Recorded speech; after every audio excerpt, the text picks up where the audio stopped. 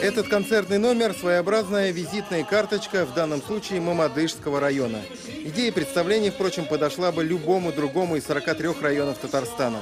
Республика – наш родной край, и все мы, и татары, и русские, и кряшины, и удмурты, и марийцы, еще десятки разных национальностей живем здесь в дружбе и согласии, как одна семья. Мамадышский район в этом смысле пример не удивительный, но показательный. Деревня Дюсьметьево наполовину татарская, наполовину кряшинская. Не обижают ли вас татары? Такой вопрос у предпринимателя Кряшина Николая Павлова вызывает только улыбку. Ты кряшин или татарин, мы даже не спрашивали. Вот у меня сын женился на татарочке.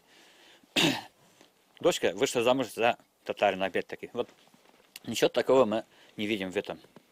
Это соседи, это друзья. Кто на работе занят с работой, у него проблем своих хватает. Некогда ему заниматься этим. Ты кряшин, ты татарин, ты такой-то, этакой. Местные кряшины прекрасно говорят по-татарски, что неудивительно, но вера у них своя, православная. Эту церковь строили все деревни, и татары, и кряшины. Самый большой вклад в строительство внес Николай Павлов. Меценат, впрочем, на эту тему распространяться не любит. Не это говорит главное. Главное не кто сколько внес, а то, что еще в одной деревне Мамадышского района, где проживают кряшины, появился православный храм. Bizde Kreşin kilinlerde var, Tatar kilinlerde Kreşin var inan, Tatar'da, Çivaş'da bütünse de var. Bütünse dostatu yaşaylar. Mine rahmet Nikolayga, Pavlovga, şuşlaydı bizim evler için, tırışkan için. Şuşunda kilmesek nesedir жетмей bizge. В Татарстане зажимают кряшин. В республике идет насильственная исламизация и татаризация кряшин. Так заявляют оппозиционно настроенные активисты. И складывается такое ощущение, что эти деятели, которые якобы радеют за национальные интересы кряшин, действуют по принципу «чем абсурднее ложь, тем больше шансов, что в нее поверят». Как вам, например, такое заявление от иерея Дмитрия Сизова? Было очень сильное административное давление, чтобы кряшины записывались татарами. Иначе численность татар оказалась бы меньше, и регион нельзя было бы объявлять исламским, как это делается. Начнем с того, что согласно всероссийской переписи населения 2010 года в Татарстане проживало около 30 тысяч кряшин. И это, к слову, больше на 11 тысяч человек, чем по итогам переписи 2002 года. Впрочем, в интернете и в СМИ часто приводятся и такие цифры. Кряшин в Татарстане якобы не 30 тысяч, а все 250 тысяч человек. Откуда такие расхождения? На самом деле кряшин в Татарстане действительно около 30 тысяч человек. Это те люди, которые так и записались в переписном листе – кряшины. Такая возможность у них была. Мы не хотим быть неправильными татарами. Мы хотим быть правильными кряшинами. И это никому не во вред. Это только в развитии Татарстана сохранить свою самобытность и стать вот цветочком в этом большом букете. Впрочем, часть кряшин, в том же Мамадышском районе их немало, считают себя по факту татарами, но с другой не мусульманской религией.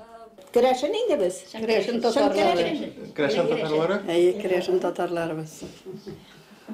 И вот в армии служили, с русскими же были. У нас же и фамилии, и имена русские же.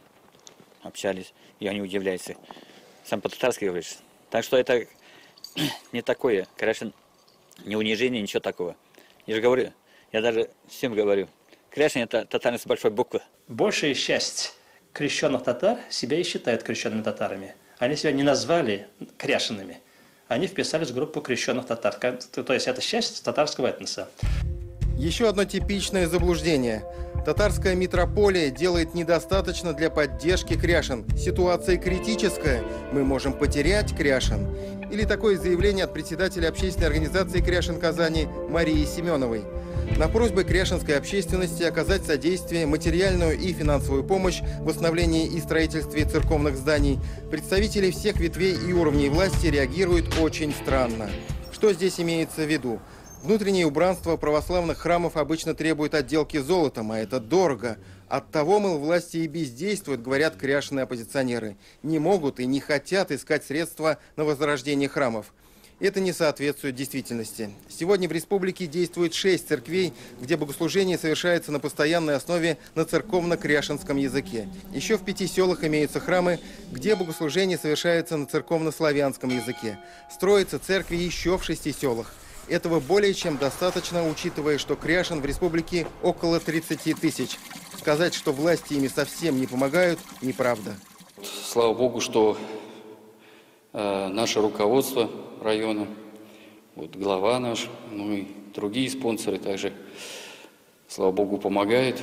Вот своими средствами, конечно, такой иконостас вот праздничный нам не поставить было бы. Другой упрек властям от кряшен и оппозиционеров вообще звучит как оскорбление.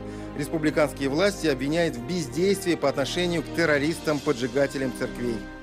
Хотим, чтобы нас защитили от ваххабистов, которые ходят по деревням, по районам, угрожают священникам, чтобы они перешли, приняли ислам, и в этой деревне поставили мечети. Вот мы против этого. Претензии, опять же, неуместные. Во-первых, поджигателей правоохранительные органы достаточно быстро нашли.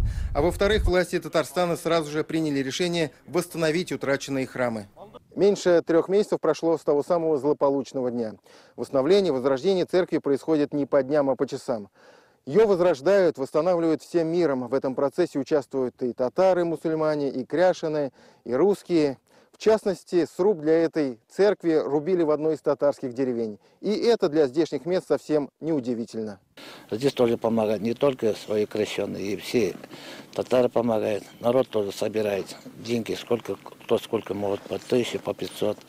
В упрек властям ставит и то, что в некоторых кряшенских деревнях появляются мечети. И в этом кряшены-оппозиционеры отчасти правы. Но в чем здесь криминал, непонятно. К примеру, деревню Соколка, что в Мамадышском районе, можно назвать условно русской и условно православной. Русских здесь подавляющее большинство, но и татары и мусульмане тоже есть. Недавно построили здесь мечеть, и никто из жителей не возражал. Бог один, все рассудит. Такой у нас розни нету, что вот не ходите там или что. И среди населения нету такой агрессии, что вот татары здесь живут, русское село. Нету. Нету такого, слава Богу. Я сам татарин, каждый раз, когда служба, вот от церковь захожу, и все равно я свечкой ставлю. Вот, хотя я мусульманин сам, потому что Бог один, а веры разные.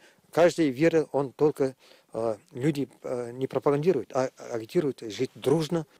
И еще один миф, который расходится с реальной практикой. Звучит он так. Некоторые кряшены, как и русские, уходят в ислам и татарство из карьерных соображений. Татарину-мусульманину в Татарстане гораздо легче, чем кряшену или русскому. Впрочем, вряд ли сами кряшены Татарстана в это верят. Ну, действительно, относительно малочисленные кряшены представлены во властных и бизнес-кругах республики более чем внушительно. Достаточно назвать только глав районов кряшен. Мамадышского Анатолия Иванова, Елабужского района Геннадия Емельянова, Агрызского Валерия Макарова, Лаишевского района Михаила Афанасьева или известных бизнесменов кряшен, руководителя холдинга «Акбарс» Ивана Егорова, генерального директора Нижнекамск-нефтехима Олега Нестерова, директора Татспиртпрома Георгия Куприянова и многих других. За последние 5, 6, 7 лет сделано очень много, я скажу. И это несправедливо со стороны некоторых людей не замечать все это, не видеть, не обращать на это внимание, как-то завуалировать и замалчивать.